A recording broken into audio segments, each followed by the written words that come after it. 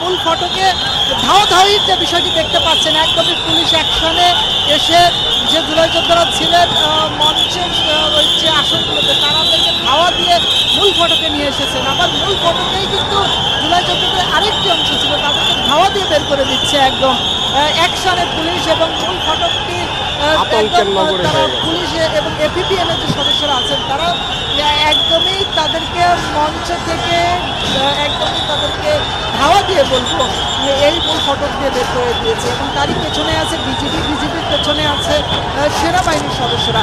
এবং নিশ্চয়ই দেখতে পাচ্ছেন মূল ফটকটি দিয়ে মানিক মেবিনে তারা দৌড়াদৌড়ি করছে, একটি ট্রাকের আসলে উপস্থিতি রয়েছে, সেখানে একটু প্রতিবন্ধকতা তৈরি হয়েছে এবং তাদেরকে ধাওয়া দিয়ে অপর প্রান্তে অর্থাৎ সংসদ সদস্যদের ন্যাম ভবনগুলো রয়েছে সে জায়গাটিতে আসলে তাদেরকে সরিয়ে দেওয়া হচ্ছে এবং সেটি ঘটছে। এবং বাসেও হামলার মতো ঘটনা এমনকি হচ্ছে, এটি নিশ্চয়ই দেখতে পাচ্ছেন। বিজলি কেবলসের স্কিন কোটেড ইনসুলেশন আগুন প্রতিরোধী। বিজলি কেবলস, নিরাপদ আজীবন।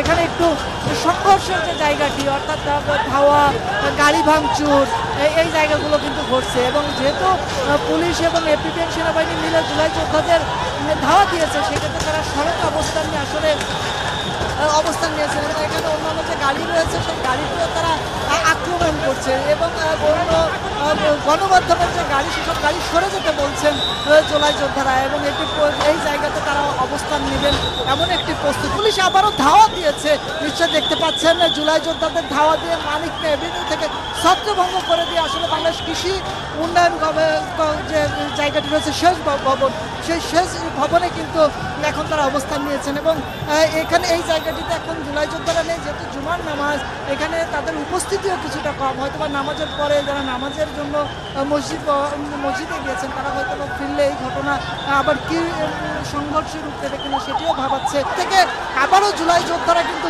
পুলিশের দিকে আক্রমণের যে চেষ্টা সেটি আছে। অর্থাৎ এখানে অন্য আইনশৃঙ্খলা বাহিনীর সদস্যরা যারা ভেতরে অবস্থান নিয়েছিলেন দেওয়াল টপকে যাতে যেতে না পারে, তারা কিন্তু সেখান থেকে সরে এখন রাস্তায় চলে আসে, অর্থাৎ ফোর্সকে বাড়ানোর প্রচেষ্টা সেটি আছে। পুলিশ কিন্তু একদমই অ্যাকশনে এবং শেষ ভবন দিয়ে ধাওয়া দিয়ে একটি অংশ কিন্তু মানিক এভিনিউ অর্থাৎ নাম ভবনকে কেন্দ্র করে আসাদ গেটের অভিমুখে ধাওয়া দিয়ে পাঠিয়ে দিয়েছে। লাঠি সহ যে ধাওয়া দেওয়ার ঘটনা সেটি ঘটেছে। এখন এই মুহূর্তে ধাওয়া দিতে দিতে একটি অংশ চলে যাচ্ছে মানিক মিয়া এভিনিউ হয়ে আসাদ গেটের দিকে এবং আরেকটি অংশ ভেতরে যে সমস্ত এপিবিএন এর সদস্য পুলিশ সদস্য ছিলেন মূল ফটকের সামনে র্যাব সহ অন্যান্য। আমি একটু সংসদ ভবনের এই মুহূর্তে ভেতরের অংশটি দেখানোর চেষ্টা করব। ভেতরের অংশে কিন্তু র্যাব, সেনাবাহিনী, বিজেপি সহ একটু আমি আমার সহকর্মীকে বলবো মূল ফটকের যে মঞ্চের যে প্রাঙ্গণ সেটি কিন্তু একদমই এখন ফাঁকা হয়ে গেছে এবং সেনাবাহিনী কিন্তু সেই জায়গাটি নিয়ন্ত্রণে নিয়েছে এবং সেনাবাহিনী মাঠের যে জায়গা সেই জায়গা ফাঁকা জায়গাগুলোতে তারা শৃঙ্খলিতভাবে অবস্থান নিয়েছে যাতে অনুপ্রবেশ করতে না পারে।